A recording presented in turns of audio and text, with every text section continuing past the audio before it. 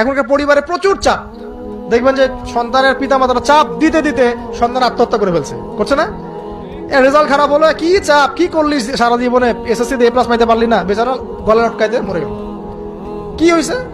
SSC তে result খারাপ হয়েছে তো কি হয়েছে? জীবন এটাই সবকিছু? একটা না হয় দুর্ঘটনা ঘটে গেছে জীবনে, তাকে জীবন নষ্ট হয়ে গেছে নাকি? পিতা মাতার চাপের কারণে এই যে চাকরি পাইস না, সারা জীবন ধরে খাওয়াইলাম পড়াইলাম, চাকরি করতে পারিস না, আমাদেরকে দেখতে পারিস না, চাপ দিতে দিতে বেচারা এখন মাদকের দিকে।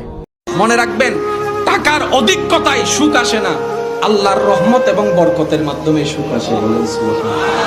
আপনার কোটি টাকার মালিক হতে হবে না, আপনি শুধু ওয়ামাইয়াত্তাকিল্লাহ ইয়াজআল লাহু মাখরাজান, আপনার অন্তরে নবীর প্রেমটা নিয়ে আল্লাহর উপর তাওয়াক্কুল করতে থাকেন, আপনাকে আপনার রব এমন ভাবে দান করবেন আপনি রাখার জায়গাও পাবেন না। বলেন না সুবহানাল্লাহ।